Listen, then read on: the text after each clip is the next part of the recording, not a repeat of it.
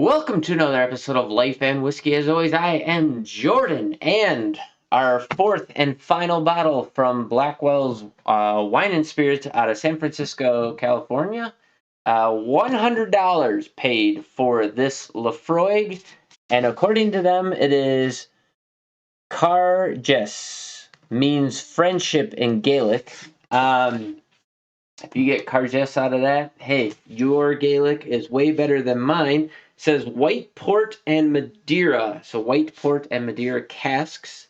Made for the Friends of Laphroaig. This is supposed to be a 2023 release. This is supposed to be an annual bottling. And this is ringing in at 52.3% ABV or 104.6 proof. Every bottle of Laphroaig, no matter what variety it is, comes with this little passport thing. Now, I have tried multiple times, but it's supposedly you get a square foot of land claimed to you, square foot of our island, so you get a square foot of Islay claimed to you. Now, I have purchased many bottles, and I've yet to have a single one work out that I could redeem it, but not gonna keep me from trying, right? So, Laphroaig, right? So Laphroaig, one of my favorite whiskeys. The big ones: Laphroaig, Lagavulin, Ardbeg. Kalila is actually blended into a lot of things. Bunnahabhain. You just can't go wrong with Islay whiskeys, in my opinion. But bought this for $100. Thought it would be something my wife would really appreciate. So went ahead and bought it. It almost has the color of Chardonnay on it, if you look at it. Laphroaigs are always pretty light in color. See, does this have an age statement on here? In the nose, I'm getting every year since 2008, the distillery has released one of these. Let's see. And so you hold in your hands Barry McAfee's first Cairdeas release, white port and Madeira. You know what? I'm not seeing an age statement on here. But man, smells pretty darn good. Not gonna lie. I get butterscotch. Have a sweet white grape. A little hint of earthy peatness. There's this sweet note that's kind of lingering in the background. It's that malty vanilla, almost candied smell, like white chocolate candied. I don't really know. Got a couple of things going on for it for sure. Pretty darn nice on the nose.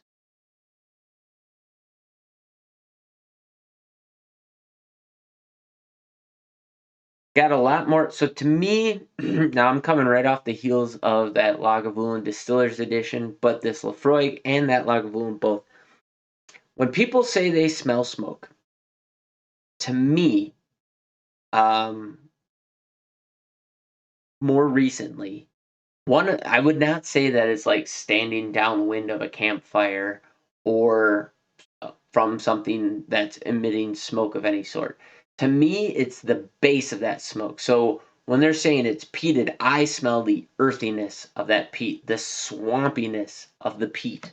And that's what I get in this as kind of the back end of that nose. It's all sweet up front, if I'm being honest. And I really dig it. Going in on the taste,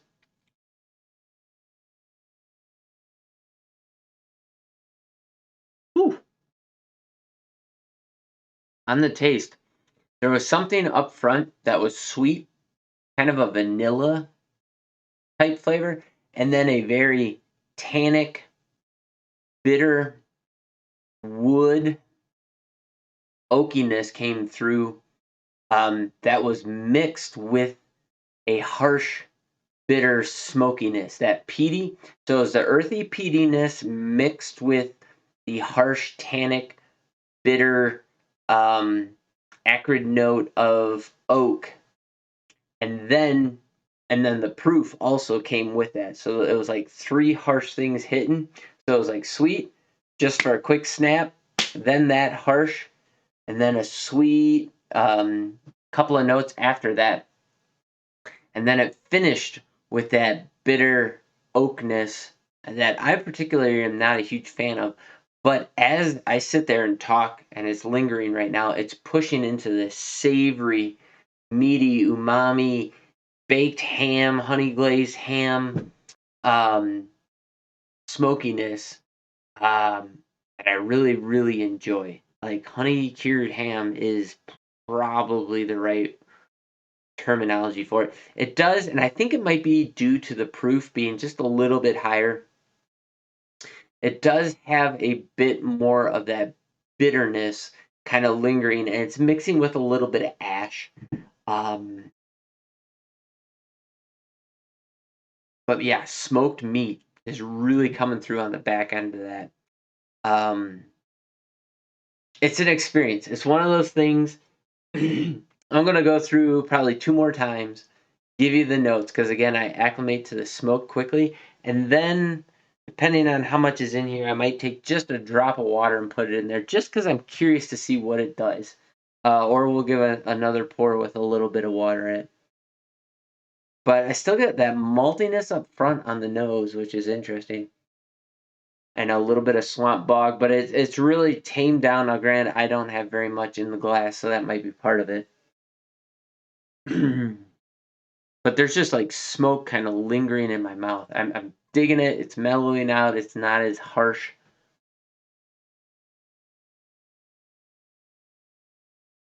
Yeah. So it's kind of malty sweet up front. And then once again, that proof hits a little bit of that bitter oak, picks up mid palate along with some smoke. The smoke is not as harsh this time. And it's pushing into it's kind of finishing with smoke that time. It's interesting because I normally acclimate to that smoke pretty quick, but this time it's kind of sticking around a bit. Um, let's see what a little bit of water does to it because I'm curious. We're just gonna put like literally a drop or two in there. There's one, two. Let's see what 2 drops of water does. Just for fun, because ooh, brought out that malt, a little bit sweet, like white grape, almost white grape skin.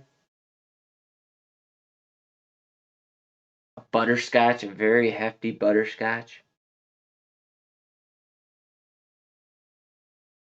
Yeah, butterscotch and malt.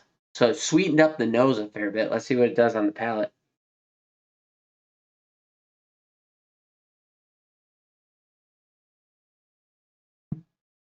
Ooh, I like that a lot more. Smoke shifted to the front, but instead of being bitter and tannic, it was malt with a sweet wood, savory campfire smoke. That proof got tamped down, the bitterness got tamped down. There was more vanilla honey kind of coming through the middle, and then it finished with that honey cured ham. Really, really nice. Oh man, I feel like they should have proofed this down to like 100, 101, 102. Like literally just a couple of proof points lower, and it would have knocked it out of the park. Like this is way, way better with just those 2 drops. We're gonna risk it here. We're gonna go 3 drops. We're gonna see what one more does here. You don't have an eyedropper of some sort. This is just, it comes with like kids, um,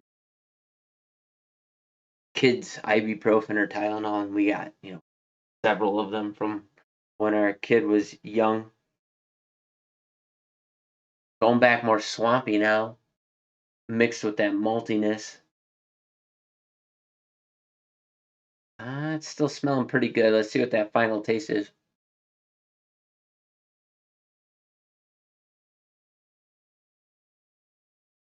That mellowed it out. It didn't fracture, it didn't break it, but it mellowed it out just a little too much.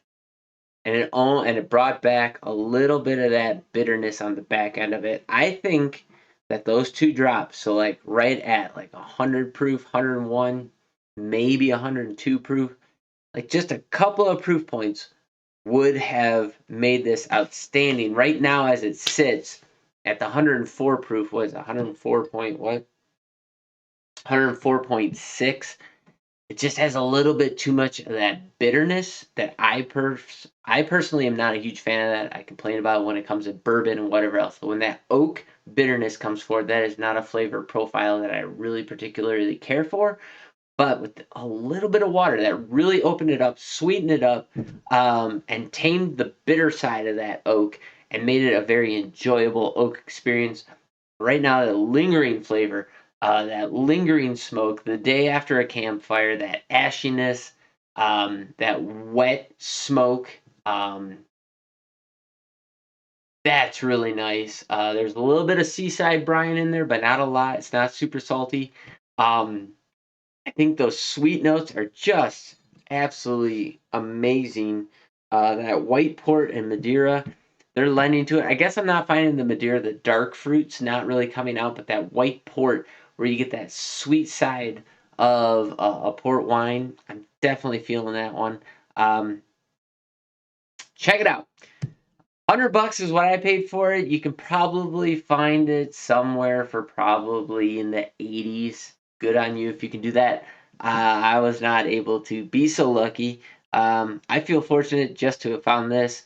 I know the one time that I have found this elsewhere in the state, it was down in Cheyenne, and they were out of it, even though they had it listed on their website as being in stock. Go ahead and look at my review of that from a couple of years ago. I was a little disappointed in that. So finally, I was happy to get my hands on one.